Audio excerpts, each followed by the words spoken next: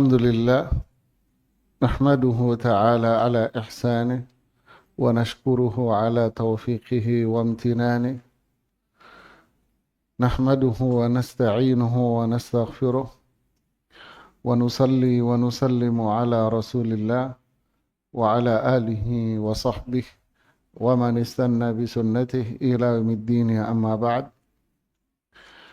kita di bahasan seputar hadis-hadis Rasulullah SAW dari kitab Fawaid al-Fawaid pada bagian yang kedua, di mana bagian kedua ini diberi judul petunjuk Nabi Sallallahu Alaihi Wasallam adalah petunjuk yang sempurna. Kalimat ini diambil dari hadis Rasulullah Sallallahu Alaihi Wasallam. Di dalam Sahih Bukhari ada dari sahabat Abdullah ibnu Mas'ud,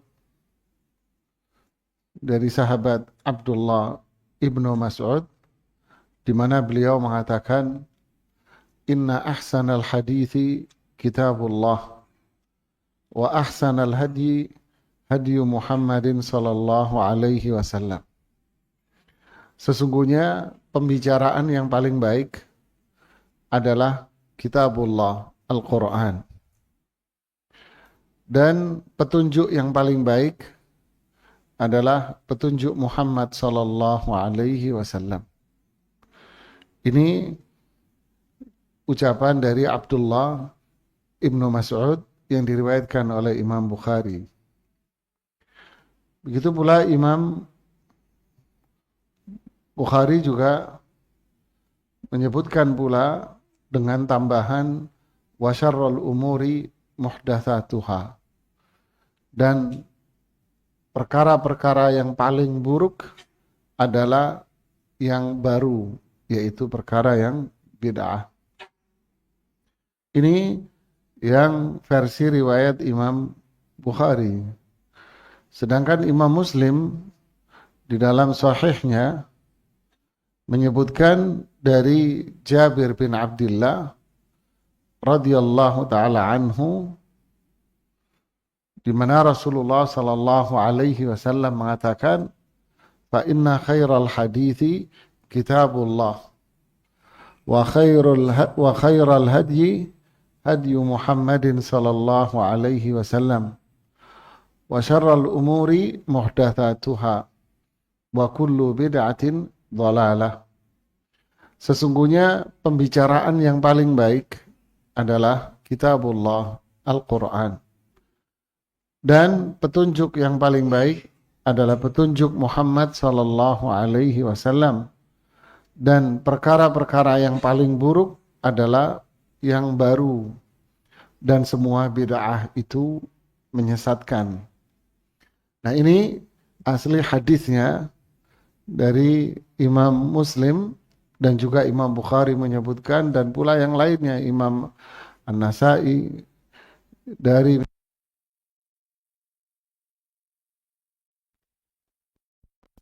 Ibnu Qayyim rahimahullahu ta'ala menjelaskan makna dari kandungan sabda Rasulullah SAW tadi, bahwa fa inna khairal hadyi hadyu Muhammadin SAW.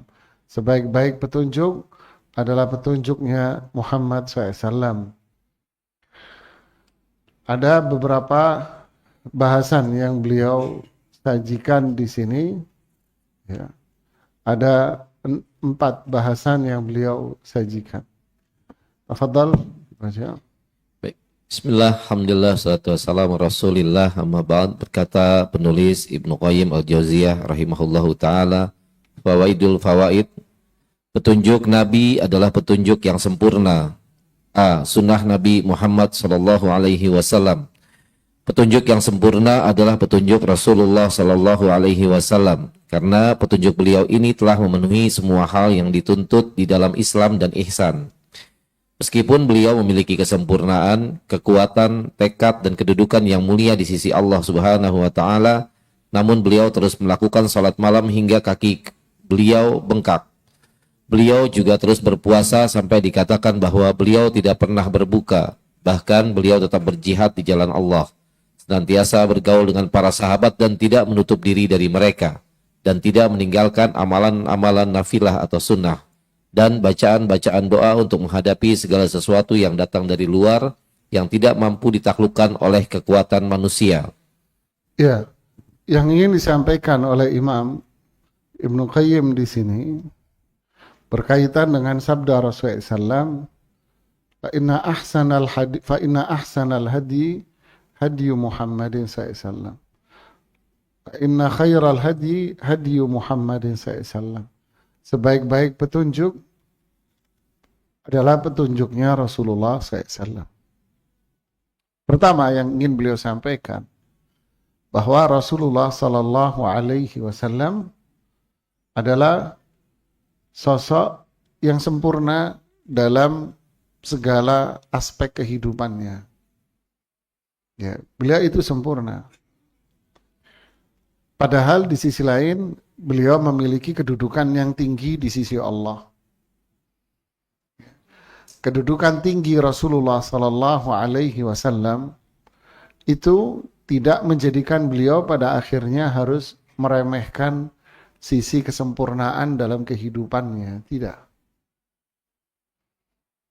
Ya. Mas, jangan ngelamun, Mas. Ya. Ada beberapa orang ngelamun di sini. Jangan ngelamun, Pak. Ya. Jadi Rasulullah SAW adalah sosok yang memiliki kemuliaan dan kedudukan tinggi di sisi Allah Subhanahu wa Ta'ala.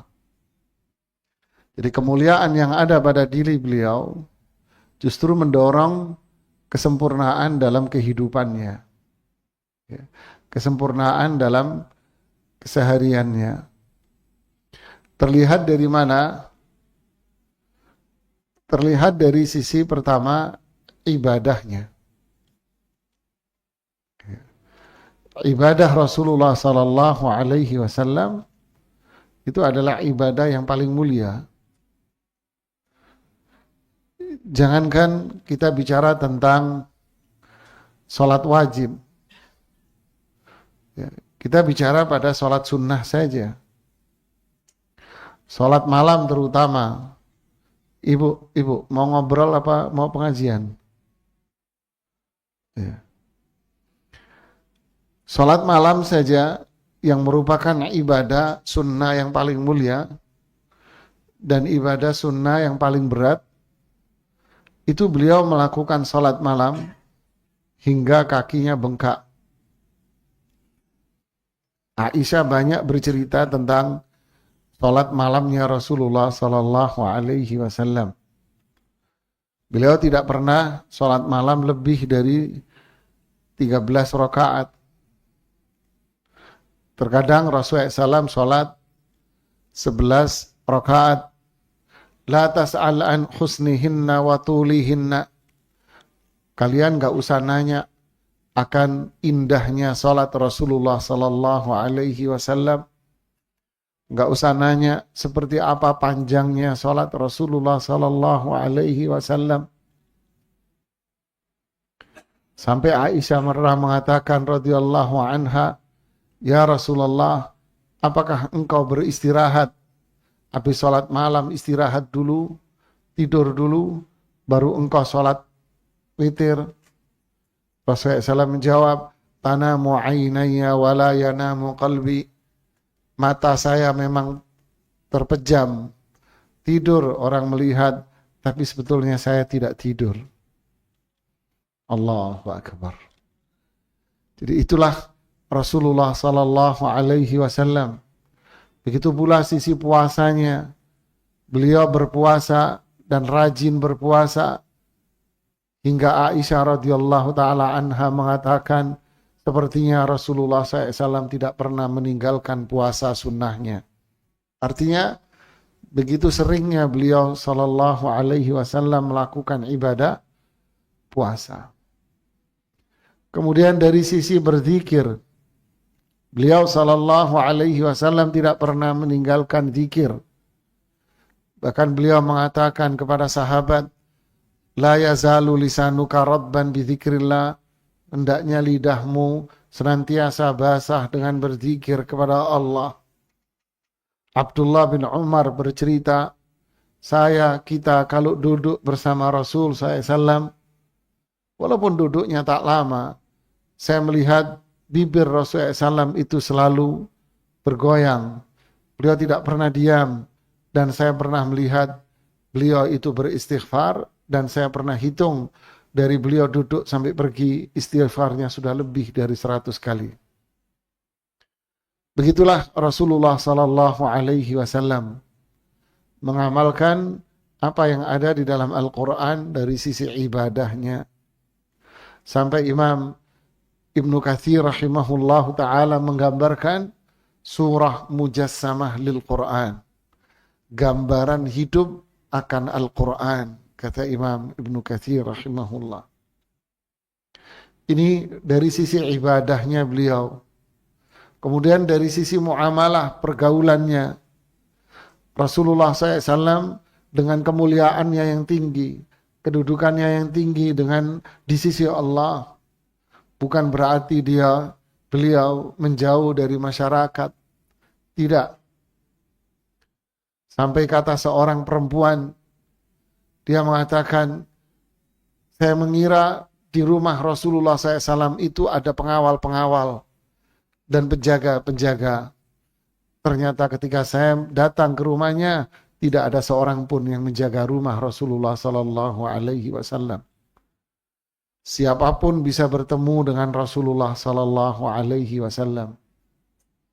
Jarir bin Abdullah mengatakan, sejak saya masuk Islam, ma ra'ani Rasulullah SAW illa tabassama fi wajhi. Sejak saya masuk Islam, tidaklah Rasulullah SAW memandangi wajahku, pasti beliau tersenyum di hadapan wajahku. Ini PD-nya sahabat Jarir bin Abdullah. Beliau mengira bahwa Rasulullah SAW santun dengan beliau saja. Padahal setiap sahabat yang beliau temui, pasti beliau tersenyum di wajah setiap orang. Makanya beliau mengatakan, senyummu di hadapan saudaramu itu adalah sedekah, pahala sedekah. Itulah muamalah Rasulullah Sallallahu Alaihi Wasallam. Beliau tidak pernah membatasi muamalahnya dengan siapapun. Anak kecil, Rasulullah SAW pun santun dengan mereka. Kisah Aqra' bin Habis itu menjadi contoh nyata bahwa beliau tidak pernah membatasi pergaulan beliau dengan siapapun. Kisah Aqra' bin Habis itu satu bukti nyata akan pergaulan Rasulullah SAW dengan para sahabatnya, di mana hari itu Rasulullah SAW bertemu dengan kedua cucunya radhiyallahu ta'ala anhuma, Hasan dan Husain. Kemudian Rasulullah SAW mencium Hasan dan mencium Husain. Lalu Aqra' bin Habis melihat kondisi itu, beliau berkata, ya Rasulullah, apakah engkau mencium setiap anak kecil yang engkau temui? Apakah engkau melakukan ini, mencium anak kecil ini? Beliau menjawab, iya. Saya memiliki 10 anak, 1 tidak pernah saya cium. Lalu Rasulullah SAW menjawab, man la yarham, la yurham. Orang yang gak sayang, dia tidak disayang orang. Allahu Akbar. Begitulah Rasulullah SAW baik sama anak kecil, sebagaimana beliau baik sama orang tua. Ketika ayahanda dari Abu Bakar As-Siddiq, Abu Quhafa, pada waktu penaklukan kota Makkah, sang ayah Abu Quhafa, nama aslinya Utsman, masuk Islam. Lalu setelah masuk Islam, Abu Bakar As-Siddiq, sang anak, sahabat yang paling dekat dengan beliau, menuntun sang ayah yang saat itu buta kedua matanya. Menuntun sang ayah untuk menemui Rasulullah Sallallahu Alaihi Wasallam. Rasulullah SAW melihat Abu Bakar menuntun sang ayah. Apa kata Rasulullah SAW? Wahai Abu Bakar, kenapa engkau bawa ayahmu kemari? Biarkan aku yang datang ke rumahnya. Allahu Akbar. Allahu Akbar. Lihatlah jemaah. Kenapa engkau bawa ayahmu kemari? Biarkan aku yang datang menemui ayahmu. Dijawab sama Abu Bakar, tidak ya Rasulullah. Biar dia yang menemuimu ya Rasulullah. Allahu Akbar. Lihat akhlak yang luar biasa. Ini orang baru masuk Islam. Yang selama ini benci sama Rasul Sallallahu Alaihi Wasallam. Begitulah akhlak dan pergaulan Rasulullah Sallallahu Alaihi Wasallam. Begitulah beliau bergaul dengan siapapun. Tetap tidak ada perbedaan pergaulan beliau antara bergaul dengan si kaya maupun bergaul dengan si miskin. Bergaul dengan orang yang memberikan keuntungan sama beliau atau bergaul dengan orang yang berhutang sama beliau. Sampai Rasulullah SAW mengatakan orang yang paling baik dalam hutangnya adalah orang yang paling baik dalam bayarnya.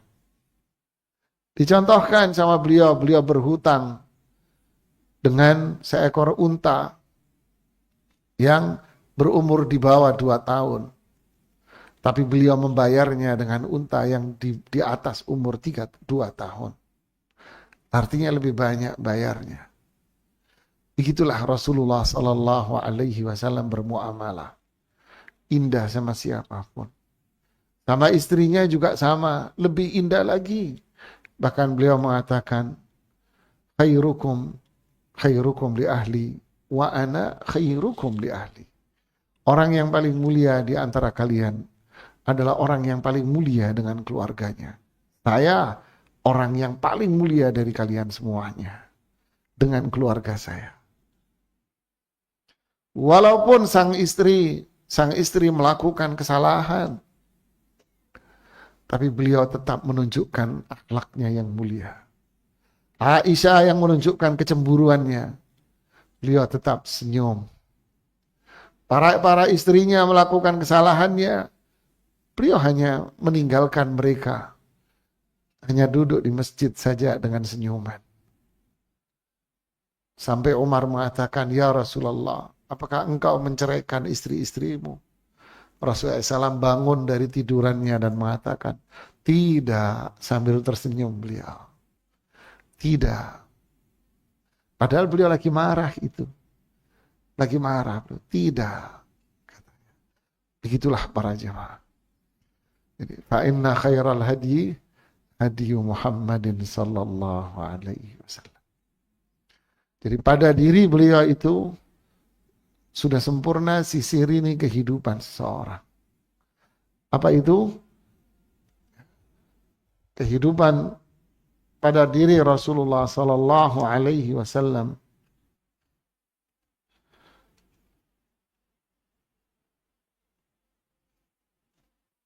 Rasulullah sallallahu alaihi wasallam. Beliau memiliki apa? Sempurna kemuliaan. Kemuliaan dari Allah. Ini yang ada pada diri Rasulullah sallallahu alaihi wasallam. Tetapi beliau sempurna. Ya kan? Beliau memiliki kesempurnaan sisi apanya? Ibadahnya. Beliau memiliki kesempurnaan sisi apanya? Zikirnya. Beliau memiliki kesempurnaan sisi muamalah. Beliau memiliki kesempurnaan sisi apa? Jihad di jalan Allah. Inilah Rasulullah SAW. Sempurna.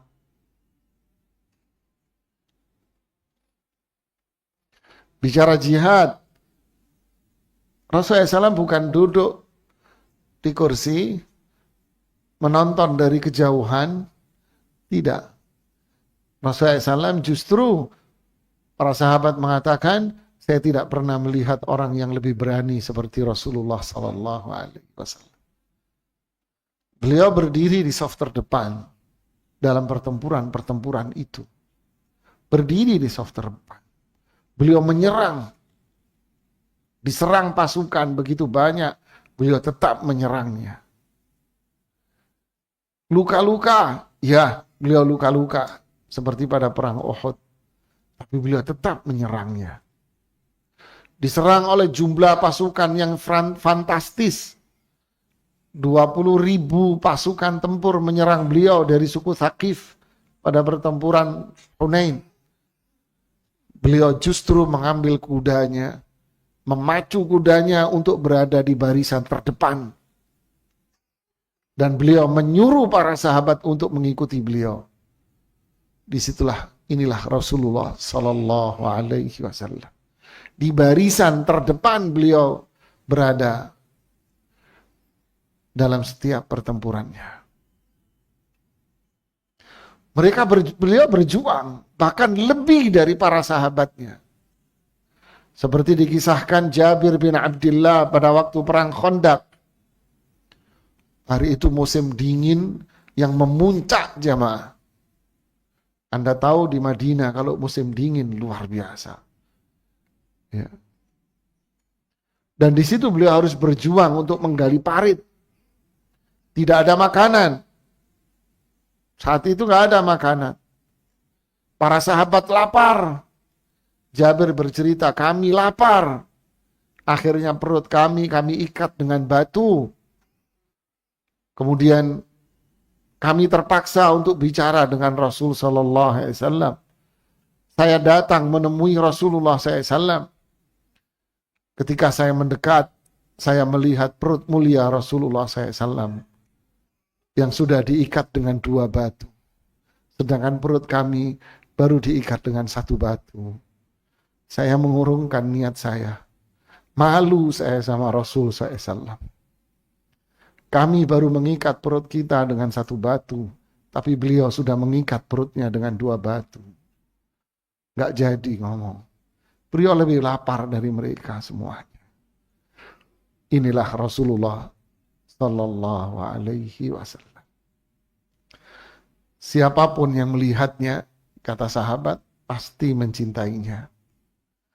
Ya, bahkan musuh pun mengatakan hal itu. Ketika beliau pergi ke Taif dan bertemu dengan suku-suku kepala sukunya, ditolak. Kemudian beliau lari karena dilempari oleh penduduk Taif. Dan beliau masuk ke sebuah perkebunan, kebun buah-buahan. Kemudian sang pemilik kebun mengirimkan beberapa buah untuk disantap oleh Rasulullah SAW dan diantar oleh seorang Yahudi. Yahudi itu mengantarkan dan menghadap muka Rasulullah SAW. Rasulullah SAW menyantapnya dengan membaca basmalah. Si Yahudi berkata, siapa kamu? Kamu bukan orang biasa. Kamu ini seorang Rasul. Terjadi obrolan. Sang majikan berteriak, cepat tinggalkan Muhammad. Kenapa? Siapapun yang duduk di depan Muhammad pasti akan ikut dia. Begitu mulianya Rasulullah Sallallahu Alaihi Wasallam. Abu Sufyan di malam penaklukan kota Makkah yang selama ini sangat membenci, selama itu sangat membenci Rasul SAW. Tapi malam itu dia duduk di depan Rasul SAW. Dia tidak bisa mengucapkan 1 kata, 2 kata pun. Ketika duduk di hadapan Rasul Sallallahu Alaihi Wasallam, dia hanya bisa tertunduk. Lalu beliau bilang pada pamannya, ya Abbas, biarkan dia istirahat di tendamu. Besok pagi ajak dia kemari kembali. Paginya datang Abu Sufyan. Tentu dilihat oleh sebagian sahabat dan mereka marah ingin membunuhnya. Terang-terangan Umar ingin memenggal lehernya. Terang-terangan Sa'ad bin Ubadah ingin membunuhnya. Bahkan ingin menguliti katanya. Tapi Rasulullah SAW mengucapkan kepada mereka, kita datang dengan penuh kedamaian, bukan dengan sebuah pertempuran. Menambah hati Abu Sufyan habis di situ. Disitulah Abu Sufyan mengambil tangan Rasulullah SAW dan mengucapkan 2 kalimat syahadat. Jadi inilah jamaah, bahwa fa inna khairal hadi hadi Muhammadin sallallahu alaihi wasallam. Inilah sebaik petunjuk adalah petunjuk siapa? Rasul sallallahu alaihi wasallam. Jadi apa? Sebaik-baik petunjuk. Inilah sebaik-baik petunjuk. Makanya atas dasar itu kita disuruh apa? Disuruh apa? Laqad kana lakum fi Rasulillahi apa? Uswatun hasanah. Ya kan? Apa artinya uswatun hasanah? Artinya adalah mengikuti Rasulullah sallallahu alaihi wasallam. Mengikuti Rasulullah sallallahu alaihi wasallam. Jadi cinta Rasul bukan hanya sekedar apa? Slogan jemaah. Tapi itu harus ada apa? Bukti nyata. Ya. Kita lihat penjelasan Ibnu Qayyim berikutnya. B. Syariat Islam. Allah Subhanahu wa Ta'ala memerintahkan para hambanya agar melaksanakan syariat Islam dengan aktivitas lahir mereka dan melaksanakan hakikat iman dengan aktivitas batin mereka. Di sini Ibnu Qayyim bilang apa? Lihat di sini ya. Memerintahkan para hambanya agar melaksanakan syariat Islam dengan aktivitas lahir dan melaksanakan hakikat iman dengan aktivitas apa? Batin. Berarti mengikuti Rasul SAW di sini, kita lanjutkan. Mengikuti Rasul SAW ini pada berapa sisi? Ada berapa sisi? 2 sisi. Sisi apa? Batin dan sisi apa? Lahir. Sisi lahir ini apa namanya? Islam. Dan sisi batin ini namanya apa? Iman. Ya. 2 ini harus ada. Ya. Fadhal. Tidak akan diterima salah satu dari keduanya, syariat Islam dan hakikat iman, kecuali bila keduanya dilakukan secara berdampingan. Dalam kitab Al-Musnad terdapat sebuah hadis yang diriwayatkan dengan sanad marfu yang Maksudnya menyatakan, marfu itu apa? Jadi kitab hadis itu ada yang namanya hadis musnad. Musnad itu apa maksudnya? Maksudnya adalah mengumpulkan hadis-hadis yang berasal dari setiap sumber sahabat. Contoh, hadis-hadis Abu Bakar As-Siddiq apa saja? Hadis-hadis sahabat ini apa saja? Namanya musnad. Seperti musnad Imam Ahmad. Ya. Kayak apa ya apalannya ya?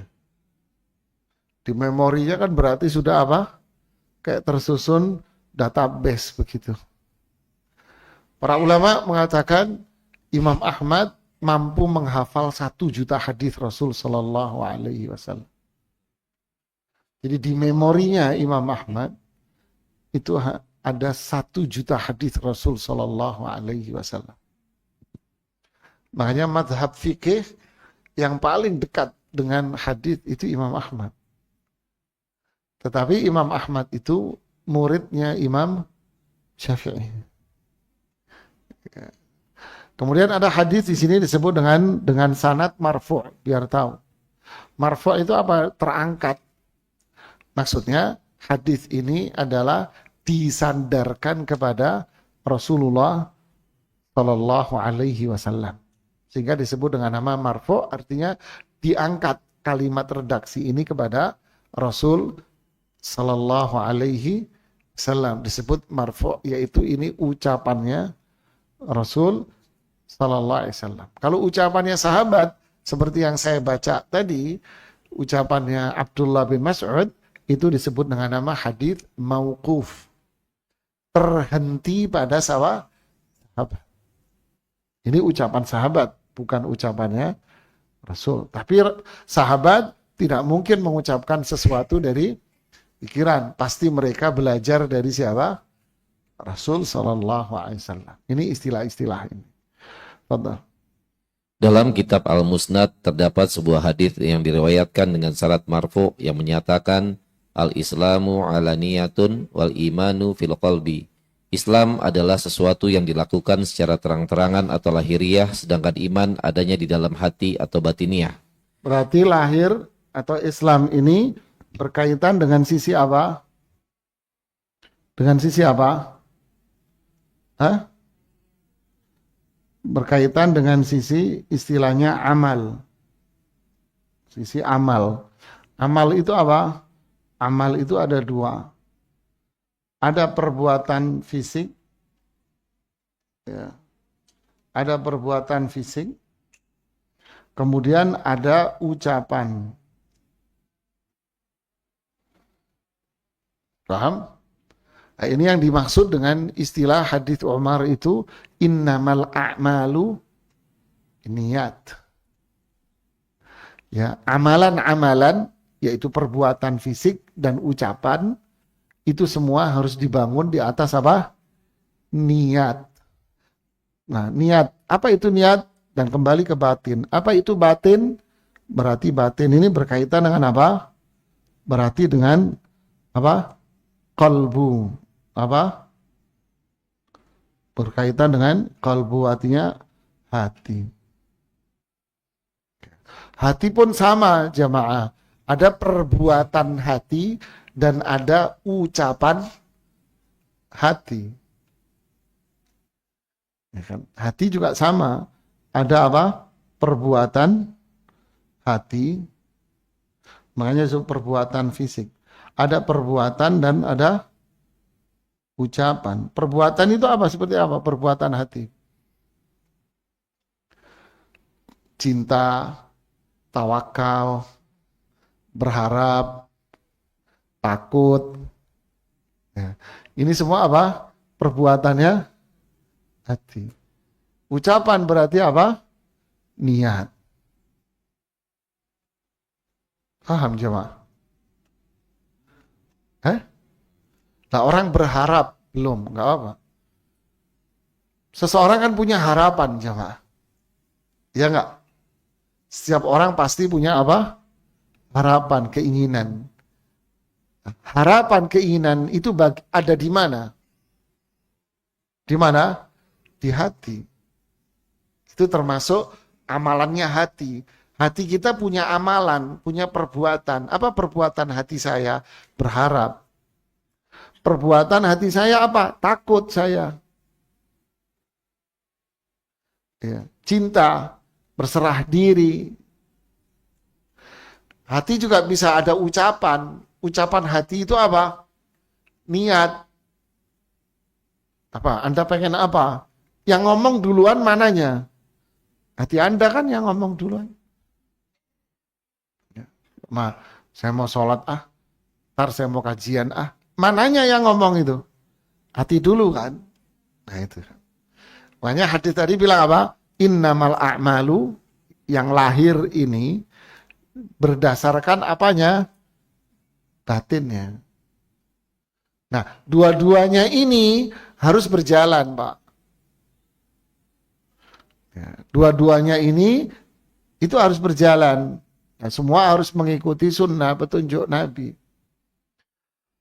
Andai orang berjalan apanya? Lahirnya saja, perbuatannya tok. Tanpa hatinya, ya berarti dia apa namanya? Munafik, Pak. Tapi kalau hatinya tok, Ustaz, tanpa lahirnya, bisa dikatakan dia orang beriman, bisa dikatakan itu pembohong. Contoh, Seperti hadis Abu Hurairah radhiyallahu taala an, "Man hamma bihasanatin falam ya'malha, kutibat lahu hasanah." Siapa yang punya niatan kuat tapi ternyata dia tidak mampu untuk mengerjakannya. Nah, di hatinya itu ada dorongan kuat untuk berbuat, tapi ternyata dia nggak mampu. Dicontohkan oleh Syekh Muhammad Shalih Utsaimin ketika menjelaskan hadis ini. Beliau bilang, contoh seseorang yang mengatakan demikian. Saya nanti di akhir bulan, habis gajian, kata beliau, saya akan membantu si fulan. Saya pengen bantu si fulan. Itu di mana adanya? Niat dia kan, udah kuat itu di hatinya. Akhir bulan dapat gaji, subhanallah anaknya sakit, kata beliau. Akhirnya tabungan dia dan sebagainya habis untuk biayai ini. Maka si fulan ini mendapatkan 2 pahala double pas.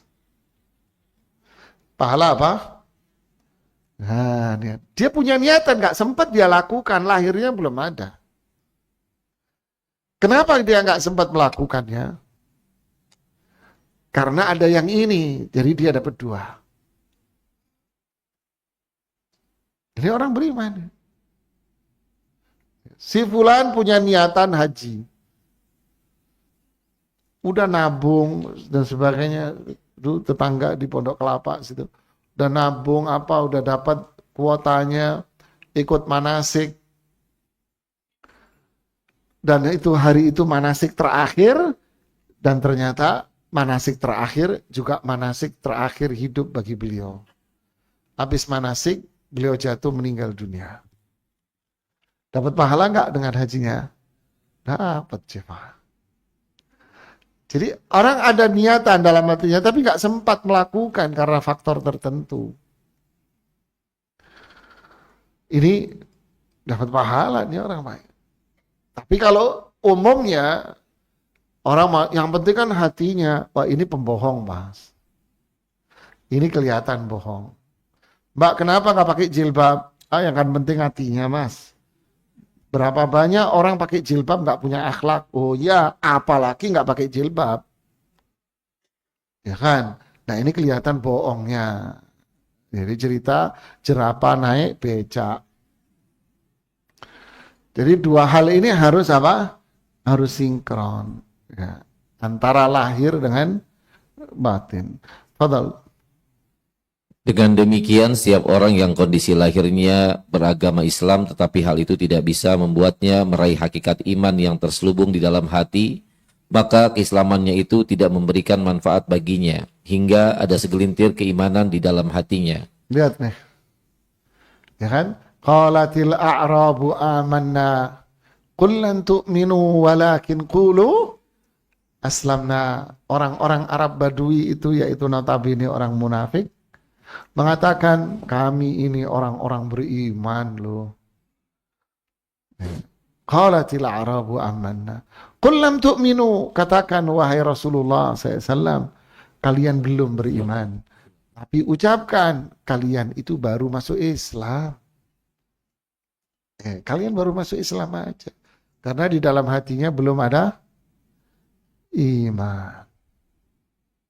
Ya, terus Demikian pula sebaliknya, keberadaan iman dalam batin seseorang yang tidak melaksanakan syariat Islam secara lahir tidak akan membuahkan manfaat sebesar apapun kekuatan iman yang dimilikinya. jadi hanya sekedar mengklaim dirinya beriman, tetapi nggak ada wujud nyata, ya bohong jamaah. Walaupun dia menggunakan atribut-atribut yang umumnya dipakai oleh orang yang beriman. Ya, menggunakan baju-bajunya ininya. Tapi iman dia tidak terlihat dalam keislamannya. Maka itu hanya sebatas pameran busana saja. Ya, dia lagi di-endorse untuk jualan surban sama gamis mungkin ya. Wala haula wala quwata illa billah. Allah. Oleh sebab itu, seandainya hati seseorang telah luluh oleh rasa cinta dan takut kepada Allah, namun hal itu tidak diiringi dengan pelaksanaan ibadah sebagaimana diperintahkan dan tidak disertai dengan pelaksanaan syariat yang bersifat lahir, maka rasa cinta dan takut itu tidak akan dapat menyelamatkannya dari api neraka. Berarti namanya apa? Bohong. Jadi cinta itu harus ada dalam bentuk nyata. Yaitu apa? Jadi cinta itu kan dalam hati, yang tadi, batin. Berarti harus menuntut adanya apa? Perbuatan. Jadi kalau dia mengaku cinta kepada Allah, cinta kepada Rasul SAW, maka perbuatan dia harus muncul dari perbuatan dia, dari fisik dia, dari ucapan dia, itu harus muncul bahwa yang dia lakukan itu sesuai dengan apa yang dia cintai. Penyair Arab bilang, ta'sil ilaha wa tas'umu hubbahu, innal muhibba liman yuhibbu muti'u. Anda bermaksiat kepada Allah, lalu Anda mengklaim diri Anda cinta. Sungguh orang yang cinta akan mentaati orang yang dia cintai. Allah. Begitulah yang terjadi, jamaah. Dan ini banyak sekarang. Cinta Rasul, cinta Rasul, cinta Rasul. Tapi apa yang ada pada diri Rasulullah SAW, fa inna khairal hadi hadi Muhammad SAW, itu tidak ada pada dirinya. Ya, tak ada pada dirinya. Berarti ini hanya klaim apa? Klaim kosong. Saya mampu dan saya berpengalaman untuk diving ke dalam lautan, tapi sebetulnya dia suruh renang di kolam renang saja tidak berani. Ya kan? Nggak berani. Jadi akhirnya kayak cerita bercandaan, dulu saya apal. Sekarang, dulu mas, dulu. Fadal. Oleh sebab itu, seandainya hati seseorang telah luluh oleh rasa cinta dan takut kepada Allah, namun hal itu tidak diiringi dengan pelaksanaan ibadah sebagaimana diperintahkan dan tidak disertai dengan pelaksanaan syariat yang bersifat lahir, maka rasa cinta dan takut itu tidak akan menyelamatkannya dari api neraka.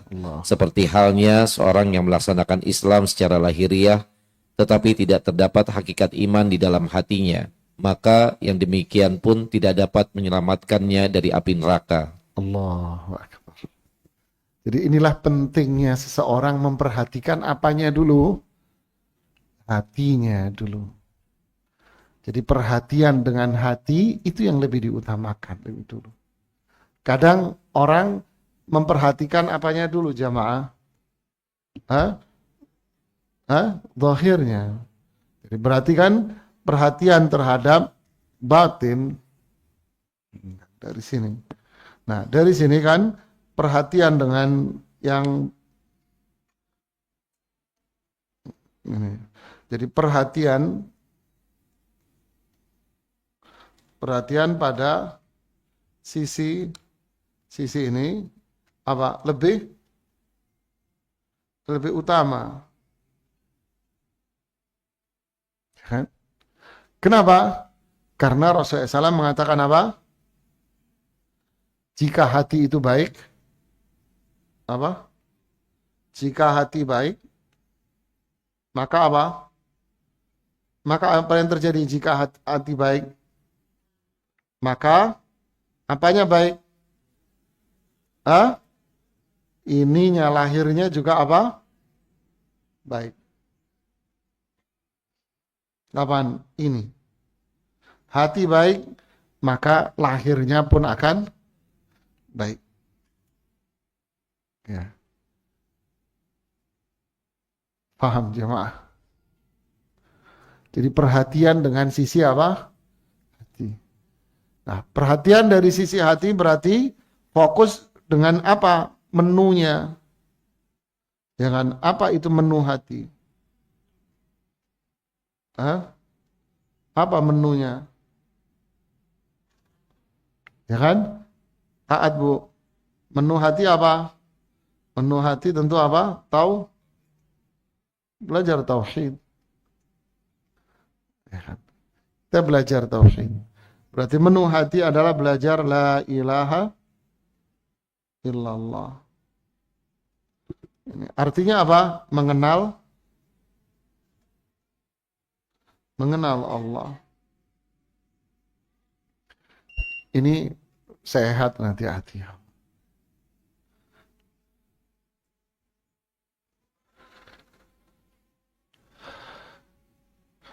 La yastaqimu imanu abdin hatta yastaqima qalbuh. Jadi perbuatan seseorang tidak akan istiqomah sampai hatinya benar. Ya kan? Jadi, apa? Perbuatan seseorang, perbuatan tidak akan baik kecuali apa?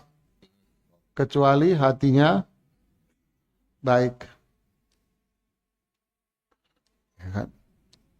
Itu hadis itu. Riwayat Imam Ahmad di Musnadnya. Di perhatian kita sama hati. Ada orang yang perhatiannya sama apa? Lahir. Kemana-mana yang dibaca fadilah amal, fadilah amal, fadilah amal. Ya. Ini baik, ini baik, ini baik. Nah, hatinya nggak dibetulin. Ya itu tadi yang Ibnu Qayyim katakan. Jadi dia perhatian dengan perbuatan, tapi hatinya imannya rusak. Tauhidnya rusak sama Allah.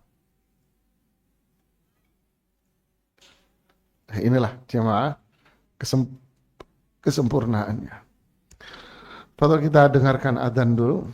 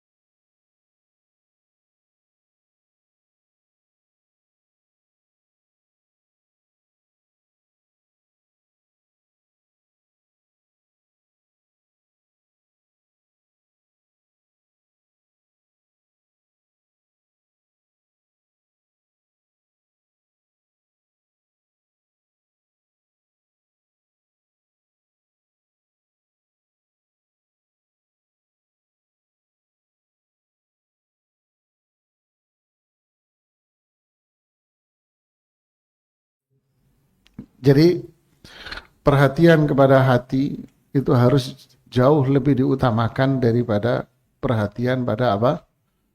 Perbuatan fisik. Karena kebaikan hati akan berpengaruh pada kebaikan fisik.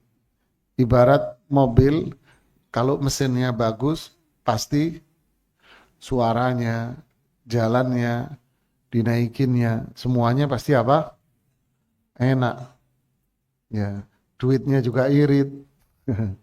Tapi kalau hanya bermikir hanya sekedar fisiknya saja, nggak mikir mesinnya, ya percuma. Mogok di tengah jalan nanti diledekin orang. Mobil bagus mogok. Kan gitu ya. Begitulah jemaah. Nah, berikut ini yang C, kita perlu baca karena biar nggak terputus. Di sini Ibnu Qayyim mengkelompokkan manusia antara mereka yang perhatian dengan hati dengan mereka yang hanya perhatian dengan fisik. Ya, C. Golongan yang menempuh jalan Allah. Berdasarkan penjelasan di atas dapat disimpulkan bahwa orang-orang lurus yang menempuh jalan menuju Allah dan negeri akhirat terbagi menjadi dua golongan.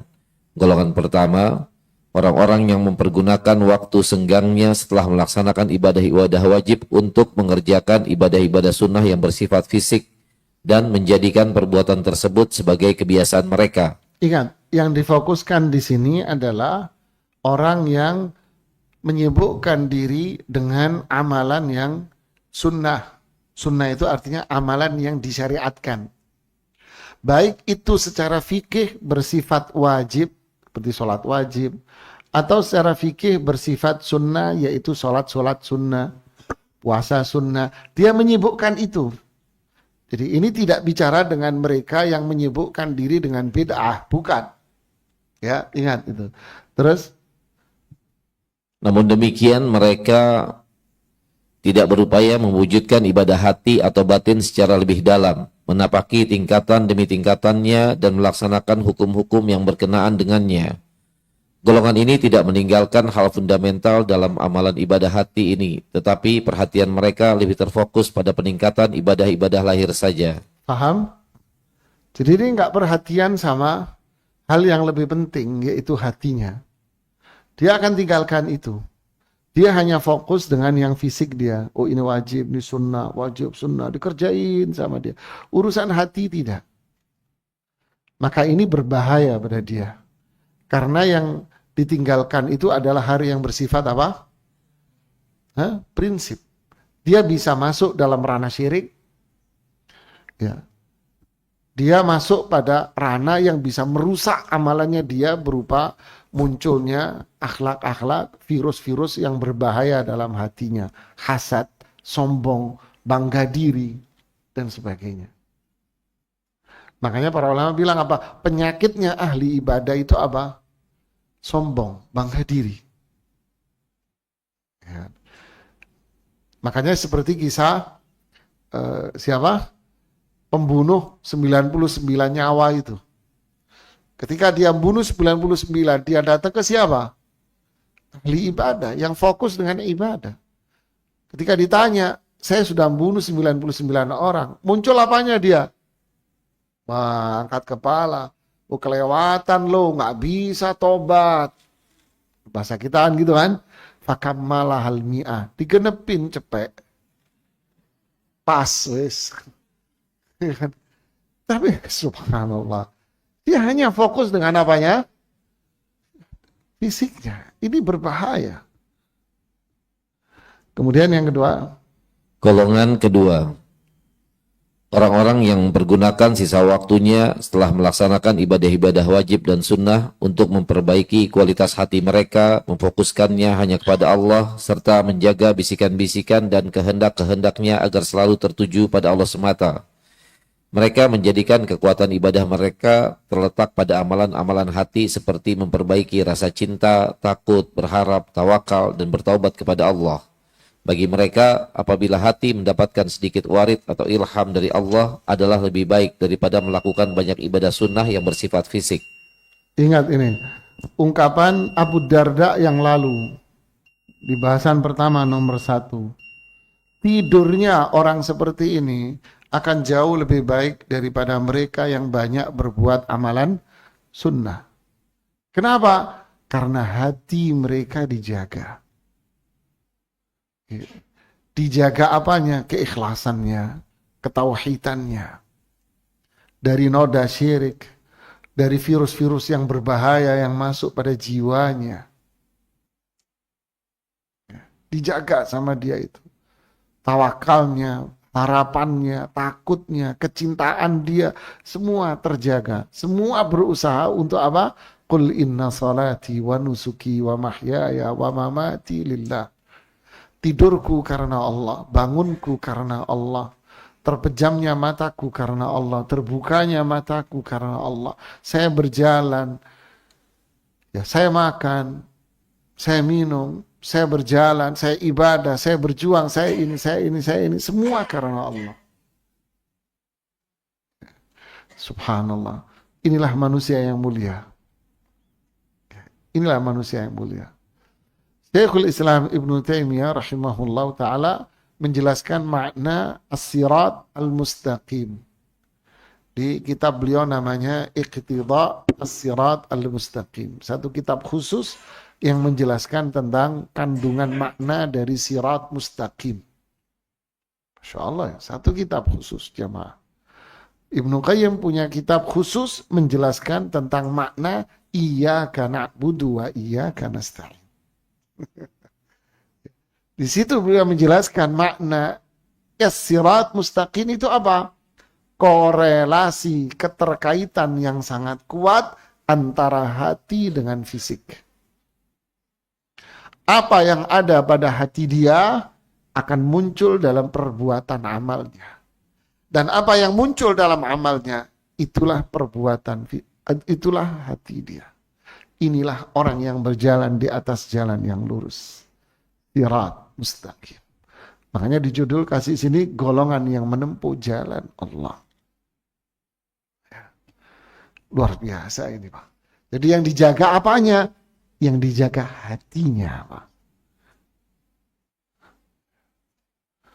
Terus Apabila salah seorang dari mereka telah mendapatkan kemantapan hati hanya tertuju pada Allah dan mendapatkan ilham, baik ilham yang berupa ketentraman batin, cinta kasih, rasa rindu, ataupun keluluhan hati dan kerendahan di hadapan Allah, maka ia tidak akan menggantikannya dengan sesuatu yang lain, terkecuali jika memang ada perintah syariat untuk melakukan suatu ibadah. Maka ia akan segera melaksanakan perintah itu bersamaan dengan kehadiran ilham tersebut jika memungkinkan. Tapi jika tidak mungkin melakukannya, maka ia cukup melaksanakan perintah itu saja, sekalipun ilham itu hilang darinya. paham. Jadi keimanan mereka, tauhid mereka, kecintaan mereka, harapan mereka kepada Allah, tawakal mereka kepada Allah, itu utuh, bulat, dan itu memenuhi hati dia. Maka hasilnya apa? Dia tidak akan melakukan sesuatu kecuali itu ada perintah. Perintah dari siapa? Dari zat yang telah menguasai hati dia, yaitu Allah dan Rasulnya. Kalau ada perintah itu, dia akan kerjakan. Kalau hanya sekedar bisikan hati, ya, bisikan hati, perasaan hati, dia tidak akan lakukan. Kenapa? Karena nggak ada perintah dari situ. Inilah mereka. Paham jemaah? Jadi tidak main perasaan. Oh kayaknya ini bagus nih. Nggak ada jemaah. Ya. Ini iman ini bukan perasaan. Ini iman. Itulah bedanya ya. Mereka yang beriman dengan yang bukan. Ya. Menguasai hatinya. Tapi mereka yang hanya fokus dengan perbuatan, maka pijakannya akhirnya apa? Berarti hatinya diisi dengan apa? Perasaan saja. Karena hatinya kosong dari iman dan tauhid dia kepada Allah.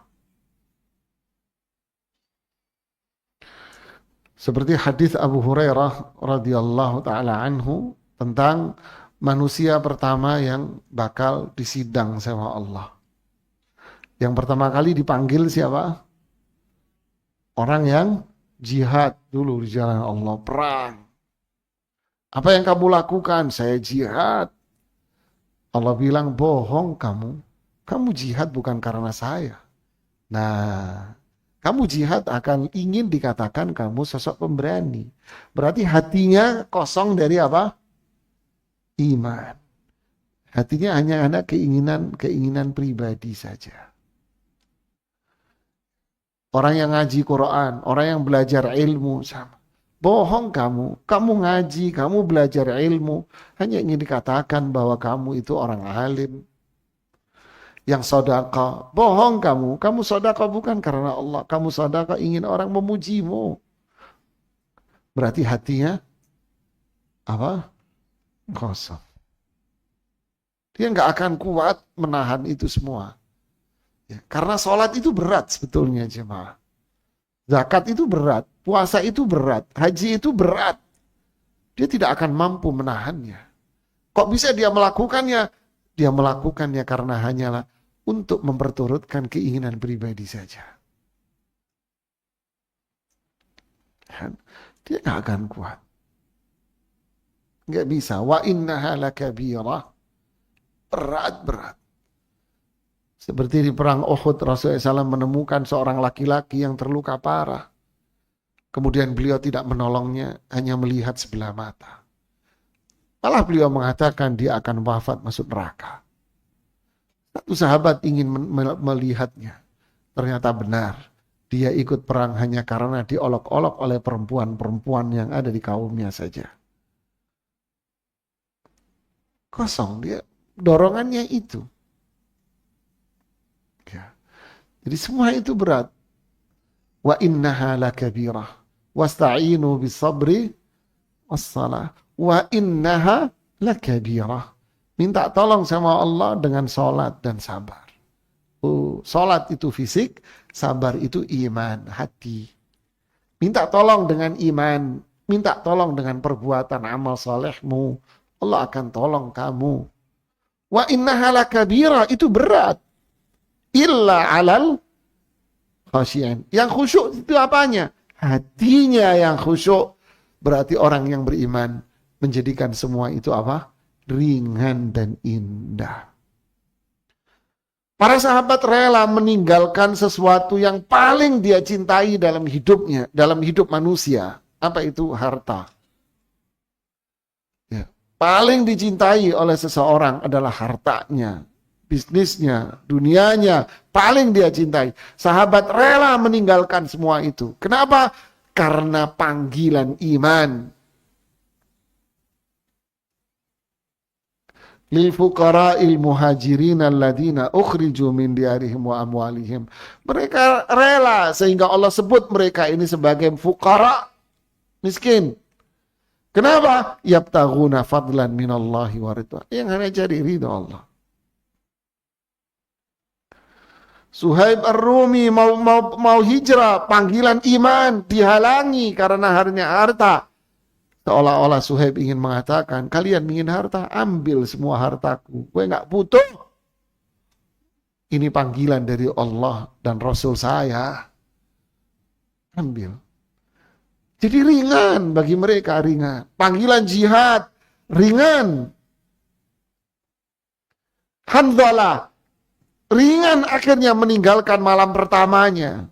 Untuk berjihad di jalan Allah. Sehingga Handhalah dijuluki laki-laki yang dimandiin oleh malaikat. Karena memang Handhalah belum sempat mandi besar.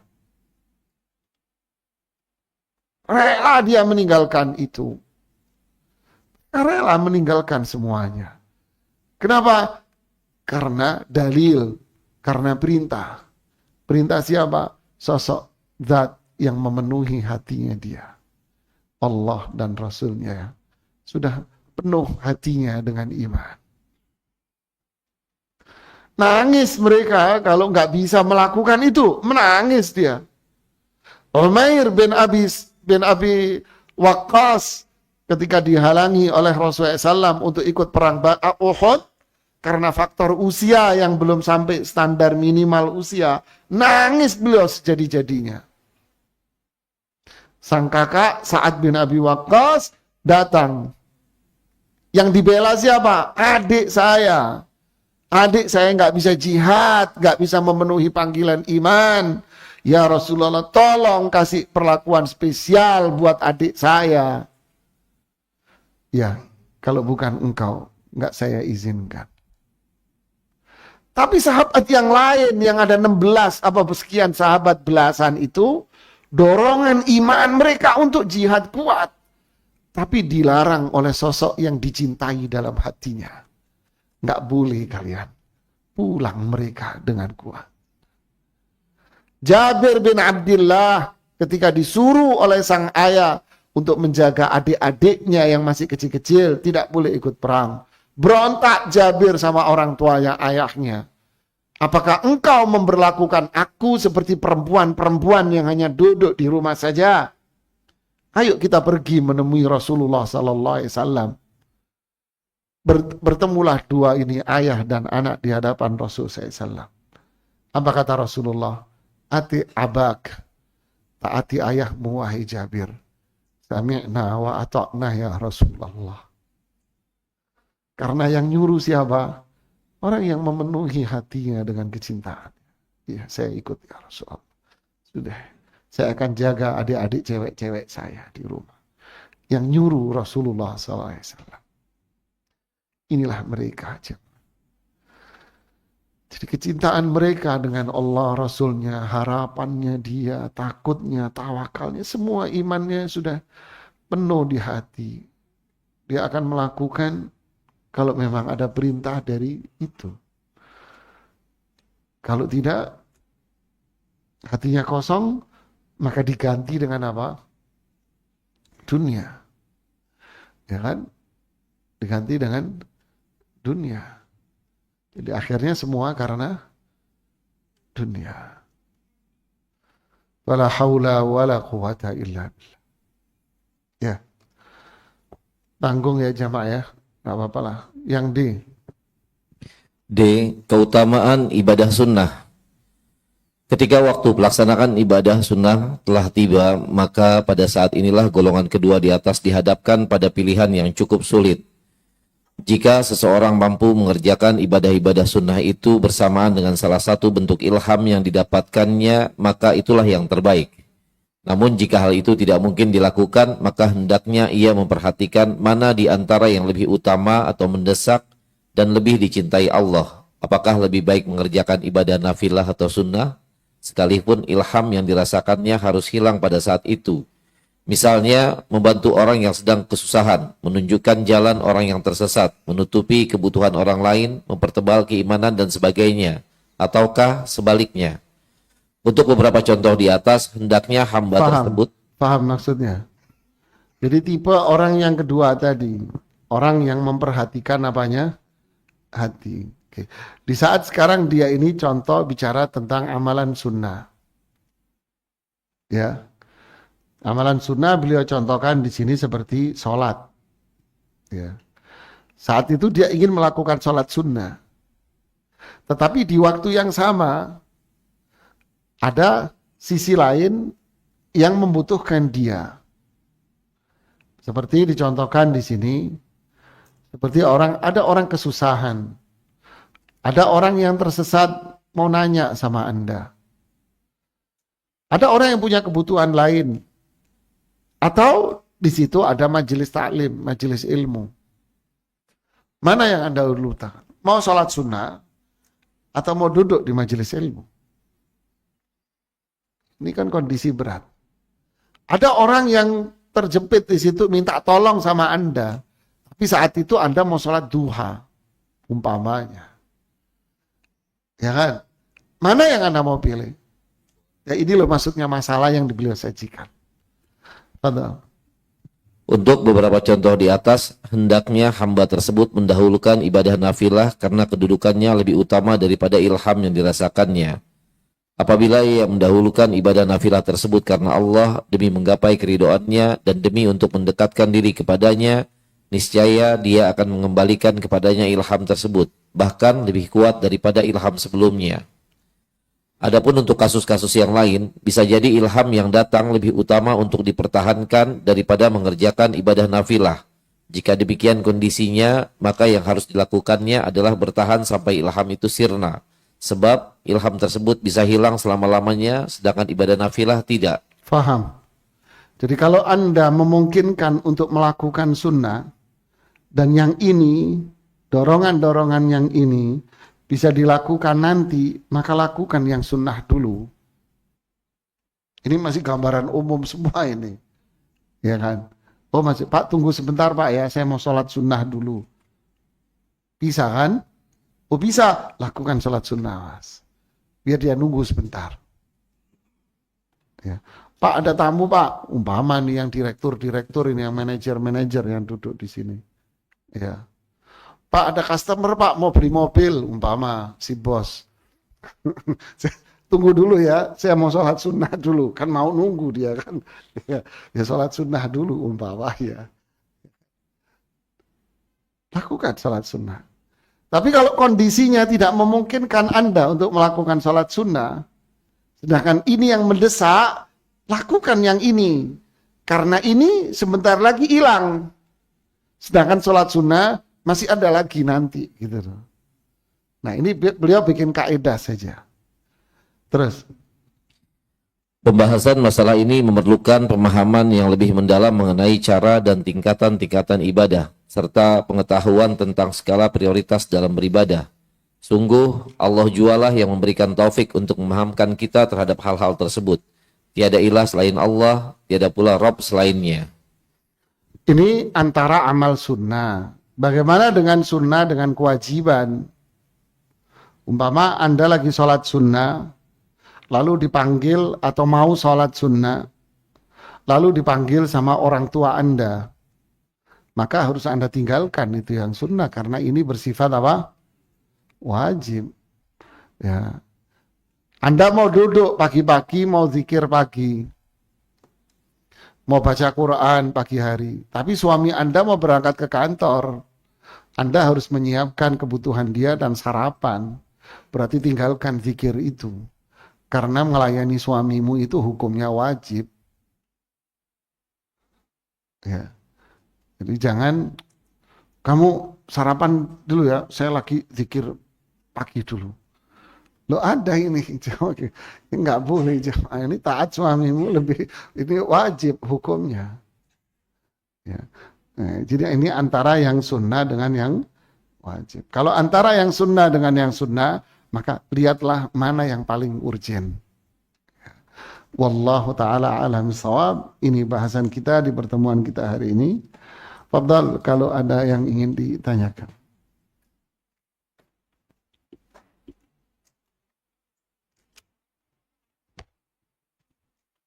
Dari jamaah Ikhwan ada yang ingin bertanya? Angkat tangannya, nanti biar dioper mic-nya. Di belakang ada bapak-bapak. Samping kiri. Oh ini ada pertanyaan nih, tertulis. Saya bacain dulu. Suami saya pernah mengatakan bagaimana doa orang tua kita mau dikabulkan Allah, sedangkan ibu saya percaya dengan dukun. Dan ibu bapakmu masih percaya dengan ziarah kubur memberikan keberkahan. Apakah yang harus saya lakukan selaku anak, sedangkan jika orang tua kita ingatkan perkara syirik cenderung tidak terima. Ya. Jadi memang syirik itu bisa menghapus semua amalnya dia. Ya, walaqad uhiya ilaika wa ilal ladzina min qablik la in asyrakta la yahbatanna 'amaluk. Jadi telah diwahyukan kepadamu dan kepada sebelummu, jika kamu syirik maka semua amalmu akan gugur sia-sia. Allah tidak akan mengampuninya. Terus bagaimana kalau melihat orang tua kita? Ya, kewajiban kita apa? Nasihat. Itu yang pertama. Nasihati. Nasihat bisa Anda lewat Anda. Nasihat bisa Anda kirimi ceramah-ceramah kepada beliau, suruh dengerin. Anda bisa kirimin buku-buku yang singkat-singkat, yang kecil-kecil untuk beliau baca dan sebagainya. Kemudian Anda doakan, semoga Allah memberikan hidayah kepada keduanya. Sudah, ini yang bisa Anda lakukan. Ya, lebih dari itu diserahkan kepada Allah Subhanahu wa taala. Bagaimana hukumnya jika seorang laki-laki mencukur jenggotnya dikarenakan tempat kerjanya tidak membolehkan untuk berjenggot? Namun jika diperhatikan karyawan yang sudah lama di sana bisa untuk berjenggot, ya. Itulah bedanya orang baru sama orang lama. Jadi memanjangkan jenggot ini apa dulu hukumnya? Wajib. Memanjangkan jenggot wajib. Dan ini kewajiban kita kepada Allah dan Rasulnya berarti. Ya, sedangkan pekerjaan, rezeki Anda itu di tangan Allah. Ya, kalau memang Anda dilarang untuk bekerja di tempat di mana Anda tidak boleh melakukan kewajiban, maka ingatlah rezeki di tangan Allah. Tinggalkan pekerjaan itu karena Allah, maka Allah akan memberikan ganti kepada kalian dengan ganti yang lebih baik.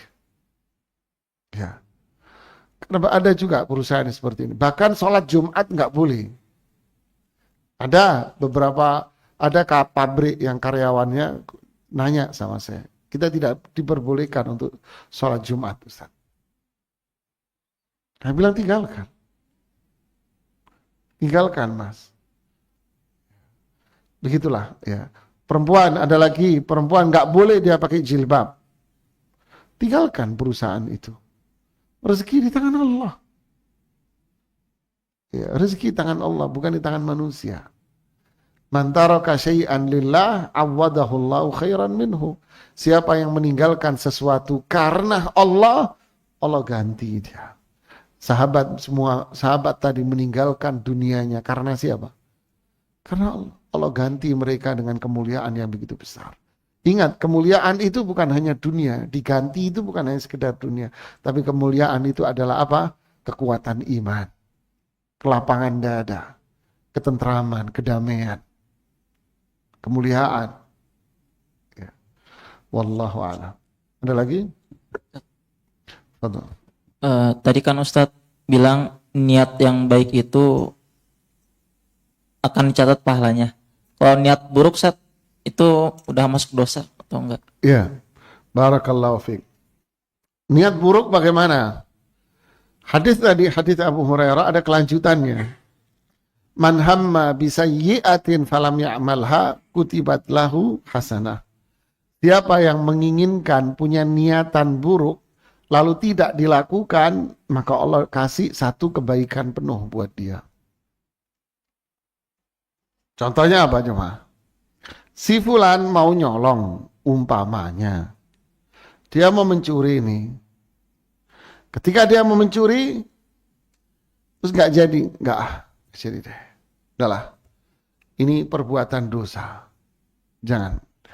Saya nggak mau ngasih makan anak saya dosa. Nggak jadi dia. Nah, di sini dia berpahala besar. Bukan orang yang mau mencuri nggak jadi. Kenapa? Ada CCTV. Berarti kalau nggak ada CCTV nyolong dia sama. Ya kan ya. Dia itu sih kesempatan itu namanya ya kan. Tidak, dia mau melakukan keburukan nggak jadi. Karena dia tahu ini buruk, ini nggak benar, ini dosa. Iya sudah nggak ada. Dia dapat pahala. Apa dalil lain? Dalil lain kisah 3 orang yang terjebak dalam gua. Salah satunya apa? Dia mencintai seorang perempuan. Tapi perempuan itu nggak mau. Hingga suatu hari perempuan ini datang ingin ngutang duit. Kan gitu kan. Akhirnya dia ambil kesempatan kemudian ingin menggaulinya dan sebagainya. Akhirnya ketika dia ingin menggaulinya, perempuan itu mengingatkan dia. Ittaqillah fina. La tafuddul khatamu illa bi ahliha. Takutlah kamu sama Allah. Ingat, cincin ini tidak boleh dilepas kecuali orang yang punya hak melepasnya. Allahu Akbar. Akhirnya timbul rasa takut pada dirinya. Akhirnya dia nggak jadi melakukan itu. Dan uang yang dia kasih dihadiahkan, disedekahkan ke dia.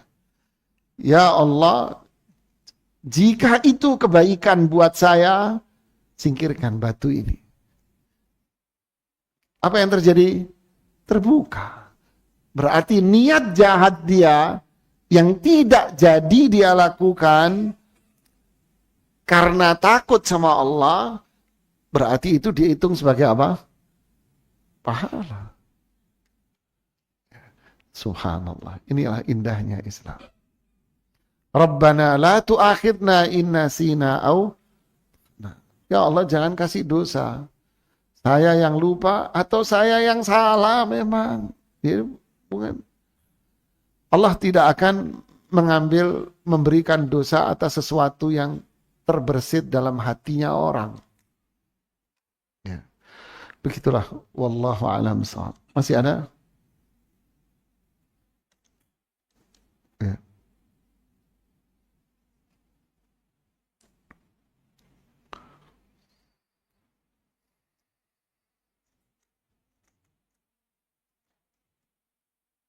Assalamualaikum warahmatullahi wabarakatuh. Ustadz, izin bertanya.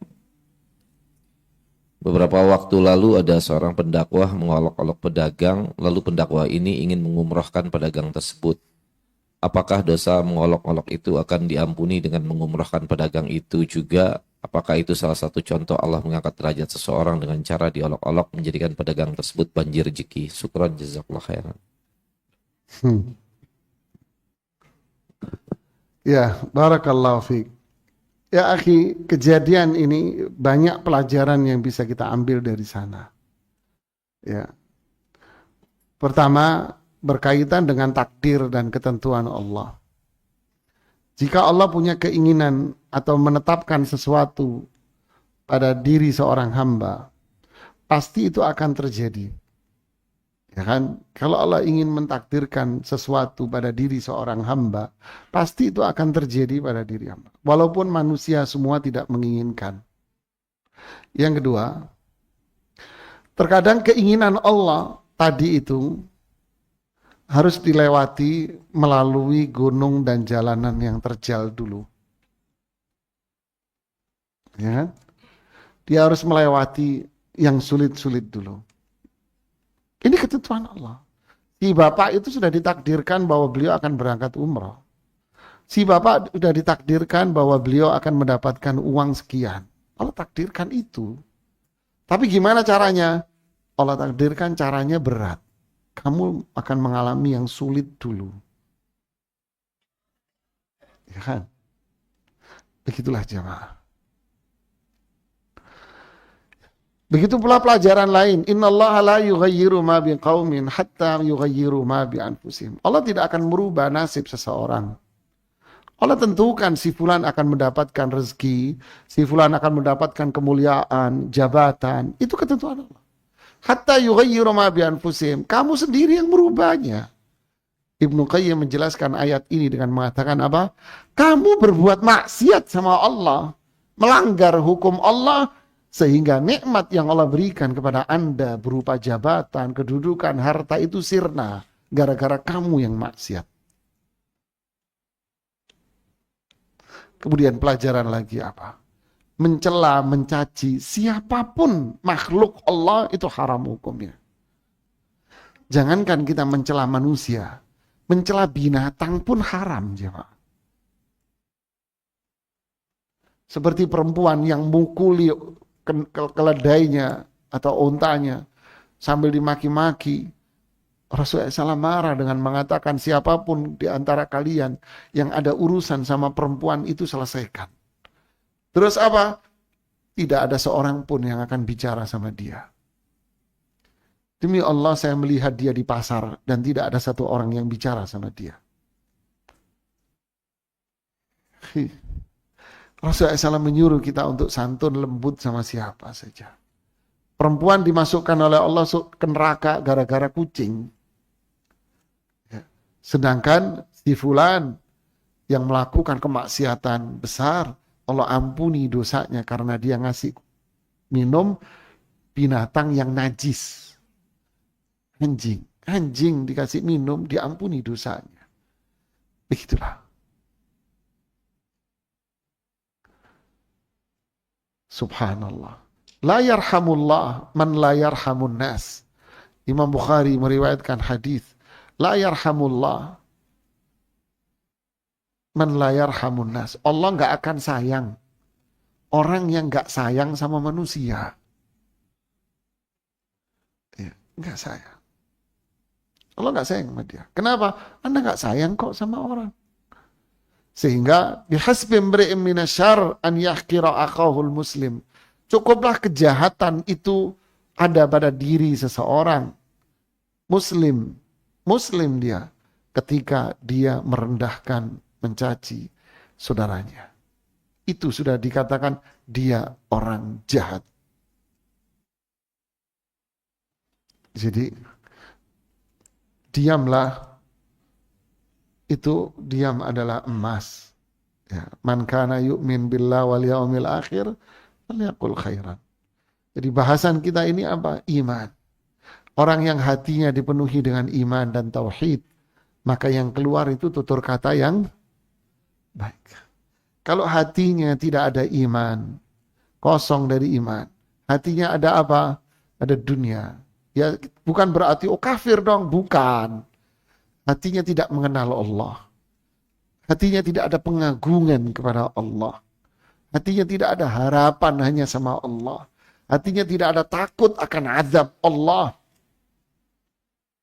Kata Imam As-Sa'di rahimahullah, ketika hati tidak ada harapan sama Allah, ketika hati tidak ada rasa takut sama Allah, maka hati itu akan dipenuhi dengan kepentingan-kepentingan duniawi.